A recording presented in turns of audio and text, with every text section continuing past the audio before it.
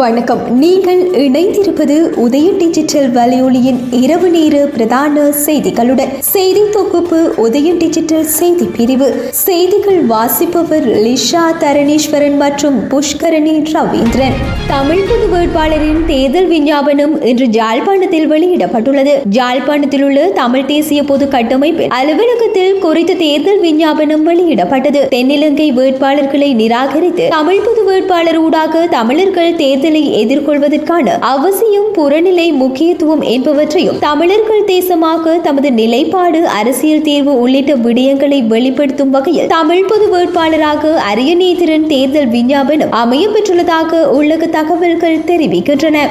மருத்துவர் அர்ச்சுனா தங்கியிருந்த சாவகச்சேரி மருத்துவமனை மருத்துவர் விடுதி கதவை உடைத்துக் கொண்டு போலீசார் உள்நுழைந்ததால் இன்று அதிகாலை அங்கு பெரும் பரபரப்பு ஏற்பட்டது. சமூக வலைதளமான பேஸ்புக்கில் மருத்துவர் நித்தமும் வீடியோ பதிவிட்டு வருவதும், மருத்துவர் அர்ச்சுனா தங்கியிருந்த சாவகச்சேரி மருத்துவமனை மருத்துவர் விடுதி கதவை உடைத்துக் கொண்டு போலீசார் உள்நுழைந்ததால் இன்று அதிகாலை அங்கு பெரும் பரபரப்பு ஏற்பட்டது. சமூக வலைதளமான பேஸ்புக்கில் மருத்துவர் நித்தமும் வீடியோ பதிவிட்டு வருவதும், அவற்றுக்கு அவரது ஆதரவாளர்கள் கருத்திட்டு மகிழ்வதும் அனைவரும் அறிந்ததே. நேற்றிரவு அவரது பேஸ்புக் கணக்கு செயலிழந்திருந்ததால் அவரது ஆதரவாளர்கள் பதற்றம் அடைந்துள்ளனர். நீண்ட நேரமாக மருத்துவர் அர்ச்சுனா சமூக வலைதளத்துக்கு வராததால் அவர் பற்றிய வதந்திகளும் பரவ ஆரம்பித்திருந்தன. அவர் வெளிநாடு செல்வதற்கு முயற்சிக்கின்றார் என்ற தகவலும் நேற்று வெளியாகி இருந்தது. மருத்துவர் அர்ச்சுனாவும் தன்னை வெளிநாடுகளுக்கு அழைக்கின்றனர் என்று தனது பேஸ்புக் பக்கத்தில் பதிவிட்டிருந்தார். இந்த நிலையில் மருத்துவர்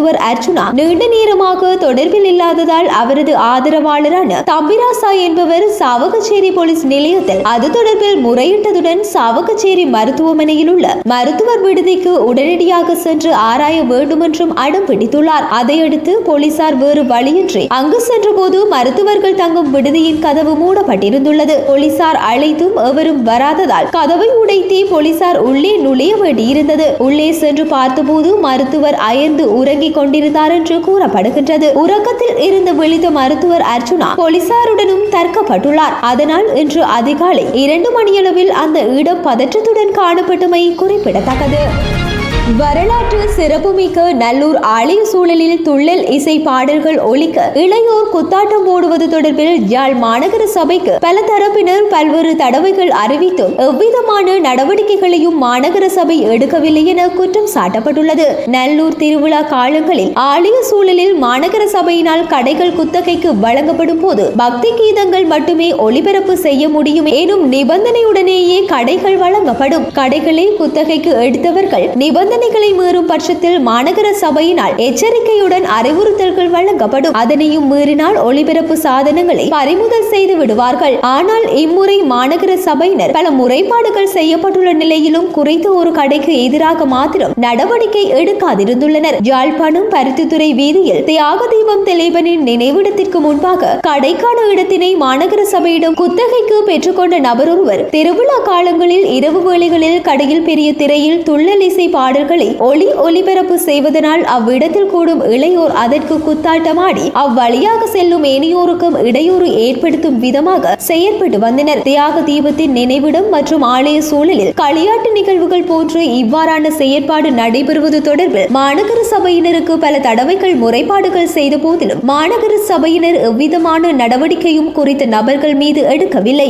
நல்லூர் ஆலய பூங்காவன உற்சவம் இன்றும் நாளையும் உற்சவமும் நடைபெறவுள்ள நிலையில் பெருமளவான மக்கள் ஆலயத்திற்கு வருகை தருவார்கள் என எதிர்பார்க்கப்படுவதனால் பின்வீதியில் துள்ளல் இசை பாடல்களை போடும் குறித்த நபர்களுக்கு எதிராக மாநகர சபையினர் உடனடியாக நடவடிக்கை எடுக்க வேண்டும் என பலரும் கேட்டுள்ளமை சுட்டிக்காட்டத்தக்கது. ஐக்கிய ராஜ்யவில் சமஷ்டி இருக்கிறது என தமிழ் மக்களை ஏமாற்றிய சுமந்திரன் சஜித் பிரேமதாசவுக்கு ஆதரவு வழங்கிவிட்டு மக்களுக்கு பொய் விளக்கம் கூறுவார் என்பது தமிழ் மக்களுக்கு நன்கு தெரியும் என தமிழ் தேசிய மக்கள் முன்னணியின் நாடாளுமன்ற உறுப்பினர் செல்வராசா கஜேந்திரன் தெரிவித்துள்ளார். யாழ் காங்கேசன்துறை வீதியில் அமைந்துள்ள அவரது கட்சி அலுவலகத்தில் இடம்பெற்ற ஊடகவியலாளர் சந்திப்பின் போது ஊடகவியலாளர்கள் எழுப்பிய கேள்விக்கு பதிலளிக்கும் போதே அவர் இவ்வாறு தெரிவித்தார். இது தொடர்பில் அவர் மேலும் தெரிவித்தது, கூறுவதாவது, சுமந்திரன் என்பவர் யார் என்பது தொடர்பில் தமிழ் மக்களுக்கு நன்கு தெரியும். நல்லாட்சி அரசாங்கத்தில் ஐநாவில் கால அவகாசம் பெற்றுக் கொடுப்பதற்கு சம்பந்தர் தலைமையிலான அணியில் சுமந்திரன் அரசாங்கத்தை காப்பாற்றினார். அது மட்டுமல்லாது புதிய அரசியல் அமைப்பை உருவாக்குகிறோம் என கூறிக்கொண்டு ஐக்கிய ராஜ்யவில் சமஷ்டி இருக்கிறது என மக்களுக்கு பொய்களை கூறி வந்தவர். அதே போன்று பொத்துவில் தொடக்கம் பொலிகண்டு வரையான மக்கள் எழுச்சி போராட்டத்தை திசை திருப்பி இலங்கையில் இடம்பெற்ற இன அழிப்புக்கு தமிழ் மக்கள் உள்ளக விசாரணையை வலியுறுத்தி போராட்டம் செய்தார்கள் என நாடாளுமன்றத்தில் தெரிவித்தவர். அப்போது எமது கட்சியின் தலைவர் கஜேந்திரகுமார் பொன்னம்பலம் நாடாளுமன்றத்தில் தெளிவாக எமது போராட்டம் சர்வதேச விசாரணையை கோரி இடம்பெற்றதே அல்லாமல் உள்ளக விசாரணையை கோரி இடம்பெறவில்லை என அழுத்தம் திருத்தமாக கூறினார். இவ்வாறு பொய்களை உரைத்த சுமந்திரன் தற்போது தமிழ் மக்கள் வடக்கு கிழக்கு இணைந்த சமஷ்டி தீர்வினை கேட்கும் நிலையில் ஒற்றையாட்சி அரசியலமைப்பு தேர்தல் விஞ்ஞாபனத்தை கொண்ட சஜித் பிரேமதாசவுக்கு தமிழரசு கட்சி ஆதரவு வழங்குவதாக அறிவித்திருக்கிறார். தமிழ் மக்களிடம் சமஷ்டி தீர்வை முன்வைப்போம் என தேர்தல் காலத்தில் வாக்குகளை பெற்ற தமிழ் தேசிய கூட்டமைப்பு ஒற்றையாட்சி சிங்கள வேட்பாளருக்கு ஆதரவை வழங்கியமைக்கு ஒட்டுமொத்த தமிழ் தேசிய கூட்டமைப்பு பொறுப்பேற்க வேண்டும். தமிழ் தேசிய கூட்டமைப்புக்குள் பிளவு என பொது வெளியில் கூறிக்கொண்டாலும் நாடாளுமன்றத்தில் தமிழ் தேசிய கூட்டமைப்பாகவே பயணித்துக் கொண்டிருக்கிறார்கள். நீங்கள் தமிழ் மக்களை நேசிப்பவர்களாக இருந்தால் தமிழ் தேசியத்துக்கு எதிராக செயல்படுபவர்களை உதறிவிட்டு தனித்து நாடாளுமன்றத்தில் இயங்காதது ஏன் என கேட்க விரும்புகின்றேன். இந்த ஏமாற்றத்தின் ஒரு பகுதியாக தமிழரசு கட்சி சஜித் பிரேமதாசவுக்கு ஆதரவை வழங்கி தமிழ் மக்களின் தாயகம் தேசியம் சுய நிர்ணய உரிமையை ஒற்றையாட்சியின் கீழ் மண்டியிட வைப்பதற்கான முயற்சியாக சஜித்தை ஆதரித்துள்ளனர். ஏற்கனவே புதிய அரசியல் அமைப்புக்கான வேலை திட்டங்கள் முடிவுற்ற நிலையில் அதனை நிறைவேற்றுவதற்கான முன்னேற்பாடாக தெற்கு கட்சிக்கு ஆதரவு வழங்கியுள்ளனர் என்றார். இந்த ஆண்டுக்கான ஜனாதிபதி தேர்தலுக்கான தபால் மூல வாக்களிப்பு நடவடிக்கைகள் நாளை ஆரம்பமாக உள்ளன. மாவட்ட செயலக அலுவலகங்கள், தேர்தல் ஆணைக்குழு அலுவலகங்கள், சிரேஷ்ட மற்றும் பிரதி போலீஸ் மா அதிபர் அலுவலகங்கள், போலீஸ் அத்தியட்சகர் மற்றும் உதவி போலீஸ் அத்தியட்சகர் அலுவலகங்கள், போலீஸ் நிலையங்கள், சிறப்பு அதிரடிப்படை முகாம்கள், சிறப்பு போலீஸ் பிரிவுகள் மற்றும் உயரடுக்கு பாதுகாப்பு பிரிவுகளில் பணிபுரியும் ஊழியர்களுக்கு நாளை தபால் மூலம் தனது வாக்கினை அடையாளப்படுத்த சந்தர்ப்பம் கிடைக்கும் என தேர்தல் ஆணைக்குழு குறிப்பிட்டுள்ளது. நாளைய தினத்திற்கு மேலதிகமாக குறைந்த இடங்களில் 6ஆம் திகதியும் தபால் வாக்குகளை அடையாளப்படுத்த அவகாசம் வழங்கப்பட்டுள்ளது. முப்படை முகாம்கள் மற்றும் ஏனைய அனைத்து அரசு நிறுவனங்களிலும் உள்ள ஊழியர்களுக்கான தபால் மூல வாக்குப்பதிவு செப்டம்பர் 5 மற்றும் 6ஆம் திகதிகளில் இடம்பெறவுள்ளன. தபால் வாக்குகளை குறித்த திகதிகளில் அடையாளப்படுத்த முடியாத தபால் வாக்காளர்கள் தாங்கள் பணிபுரியும் மாவட்டத்தில் உள்ள மாவட்ட தேர்தல் அலுவலகங்களில் எதிர்வரும் 11 மற்றும் 12ஆம் திகதிகளில் தபால் வாக்குகளை அடையாளப்படுத்த வாய்ப்பு அளிக்கப்பட்டுள்ளது. இம்முறை ஜனாதிபதி தேர்தலுக்கு 7,12,319 தபால் மூல வாக்காளர்கள் தகுதி பெற்றுள்ளதுடன் குருநாகல் மாவட்டத்தில் அதிகூடிய வாக்காளர்களாக 76,977 பேர் தகுதி பெற்றுள்ளனர். ஜனாதிபதி தேர்தலிற்கு முன்னர் ஜனாதிபதி ரணில் விக்ரமசிங்கவிற்கும் ஐக்கிய மக்கள் சக்தியின் ஜனாதிபதி வேட்பாளர் சஜித் பிரேமதாசவிற்கும் இடையில் அரசியல் இணக்கப்பாடொன்று ஏற்படலாம் என தெரிவிக்கப்படுவதை ஐக்கிய மக்கள் சக்தியின் நாடாளுமன்ற உறுப்பினர் முஜிபுர் ரஹ்மான் நிராகரித்துள்ளார். சிலர் ஐக்கிய மக்கள் சக்திக்கும் ஜனாதிபதி ரணில் விக்ரமசிங்கவிற்கும் இடையில் அரசியல் இணக்கப்பாடு ஏற்பட போகின்றது என தெரிவிக்கின்றனர். இது உண்மைக்கு புறம்பான விடயம். எங்கள் வேட்பாளர் முன்னணியில் உள்ளதால் அதற்கான தேவை எதுவும் இல்லை என அவர் தெரிவித்துள்ளார். ஜனாதிபதி ரணில் விக்ரமசிங்க தனது தோற்றத்தை கூட மாற்றிக்கொள்ள வேண்டிய அளவிற்கு சிலரின் செல்வாக்கிற்கு உட்பட்டுள்ளார். அவர் விதம் விதமான ஷர்ட்களை அணிகின்றார் என முஜிபுர் ரஹ்மான் தெரிவித்துள்ளார். தொடர்வன இந்திய செய்திகள். குஜராத் மாநிலம் போர்பந்தரில் இருந்து கடலுக்குள் சுமார் 45 கிலோமீட்டர் தொலைவில் உள்ள கப்பலில் இருந்து காயமடைந்தவர்களை மீட்க கடலோர காவல் படையில் ஹெலிகாப்டர் ஒன்று நேற்று இரவு 11 மணி அளவில் அனுப்பப்பட்டது. அப்போது ஹெலிகாப்டர் கட்டுப்பாட்டை இழந்து கடலில் அவசரமாக தர இறங்கிய போது விபத்திற்கு உள்ளாகியுள்ளதாக இந்திய ஊடகங்கள் தெரிவித்துள்ளன. இதில் ஹெலிகாப்டரை செலுத்திய விமானி உட்பட 4 பேர் கடலில் விழுந்துள்ளனர். சம்பவம் தொடர்பில் தகவல் அறிந்த கடலோர காவல் படையினர் தீவிர மீட்பு பணியில் ஈடுபட்டனர். ஹெலிகாப்டரை செலுத்திய விமானி மீட்பு படையினரால் மீட்கப்பட்டுள்ள அதேவேளை மேலும் கடலில் விழுந்த 3 பேர் மாயமாகியுள்ளதால் அவர்களை தேடும் பணிகள் தீவிரமாக நடைபெற்று வருகின்றது. இந்த தேடுதல் பணியில் ஹெலிகாப்டரின் உடைந்த பாகங்கள் கண்டறியப்பட்டுள்ளது. இந்திய கடலோர காவற்படையின் இந்த இலகுரக ஹெலிகாப்டர் குஜராத் வெள்ளத்தின் போது சிறப்பாக செயற்பட்டமை குறிப்பிடத்தக்கது.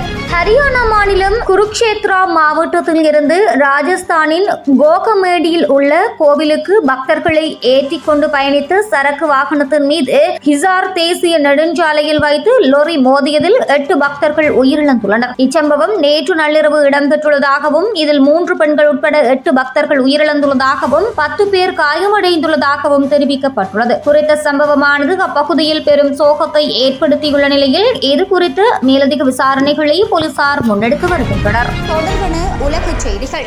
காசாவில் கடந்த சனிக்கிழமை உயிரிழந்த 6 பணைய கைதிகளை மீட்க தவறியதற்காக இஸ்ரேல் பிரதமர் பெஞ்சமின் நெதன்யாகு அந்நாட்டு மக்களிடம் மன்னிப்பு கேட்டுள்ளார். பிரதமர் மற்றும் அவரது அரசாங்கத்திற்கு எதிராக பல்லாயிரக்கணக்கான இஸ்ரேலியர்கள் 2வது நாளாக வீதியில் இறங்கி போராட்டம் நடத்தி வரும் நிலையில் அவர் இதனை தெரிவித்துள்ளார். காசா பகுதியில் ஹமாஸ் பிடியில் இருந்த 6 பணைய கைதிகளின் உடல்களை இஸ்ரேலிய வீரர்கள் கண்டெடுத்ததை அடுத்து மக்கள் வீதிகளில் இறங்கியுள்ளனர். பணைய கைதிகளை விடுவிப்பதற்கான பேச்சுவார்த்தைகள் உரிய முறையில் முன்னெடுக்கப்படாததால் இந்த நிலைமை ஏற்பட்டுள்ளதாக ஆர்ப்பாட்டக்காரர்கள் குற்றம் சுமத்தியுள்ளனர். இதேவேளை இச்சம்பவத்துடன் இஸ்ரேலுக்கு ஆயுதங்கள் வழங்குவதை இங்கிலாந்து நிறுத்தியுள்ளமை குறிப்பிடத்தக்கது.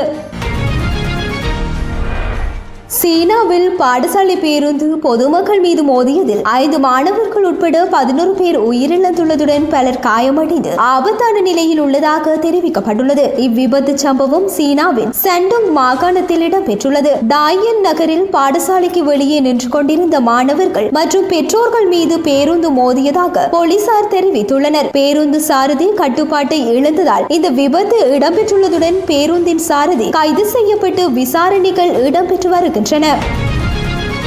தொடர்பான விளையாட்டு செய்திகள். மகளிர் T20 உலக கிண்ண தொடருக்கான ஸ்கொட்லாந்து அணி அறிவிக்கப்பட்டுள்ளது. 10 அணிகள் பங்கேற்கும் 9வது ICC மகளிர் T20 உலகக்கோப்பை தொடர் துபாய் மற்றும் ஷார்ஜாவில் அக்டோபர் 3ஆம் தேதி முதல் 20ஆம் தேதி வரை நடைபெறவுள்ளது. ஹேட்ரின் பிரைஸ் தலைமையிலான ஸ்கொட்லாந்து அணி Lorna Jack Brown, Abbi Aitken Drummond, Abtaha Maqsood, Saskia Horley, Chloe Abel, Priyanaz Chatterji, Megan McColl, Darcey Carter, Ailsa Lister, Hannah Rainey, Katherine Fraser, Olivia Bell ஆகியோர் இடம் பிடித்துள்ளனர். இந்த தொடரை முன்னிட்டு ஏற்கனவே இந்தியா, ஆஸ்திரேலியா, வெஸ்ட் இண்டீஸ் மற்றும் இங்கிலாந்து அணிகள் தங்களது பெயர் விவரங்களை அறிவித்திருந்தமை குறிப்பிடத்தக்கது. பாரா ஒலிம்பிக் தொடரில் ஈட்டி எறிதல் இறுதிப் போட்டியில் இந்திய வீரர் சுமித் அண்டில் தங்கப்பதக்கம் வென்றுள்ளார். பிரான்ஸ் தலைநகர் பாரிஸில் மாற்றுத்திறனாளிகளுக்கான பாரா ஒலிம்பிக்ஸ் விளையாட்டுப் போட்டி கடந்த ஆகஸ்ட் 28ஆம் தேதி தொடங்கி நடைபெற்று வருகிறது. இதுவரை 2 தங்கம், 4 வெள்ளி, 5 வெண்கலம் என மொத்தம் 11 பதக்கங்கள் இந்தியாவிற்கு கிடைத்துள்ளதுடன் ஆண்களுக்கான ஈட்டி எறிதல் இறுதிப் போட்டியில் சுமித் அண்டில் வெற்றி பெற்றதன் மூலம் இந்தியாவிற்கான தங்கப்பதக்கம் 3ஆக உயர்ந்துள்ளமை குறிப்பிடத்தக்கது. இத்துடன் உதயம் டிஜிட்டல் வலையொலியின் இரவு நேர பிரதான செய்திகள் நிறைவடைகின்றன. தொடர்ந்தும் நாளை காலை நேர செய்திகளுடன் இணைந்திருக்கலாம். வணக்கம்.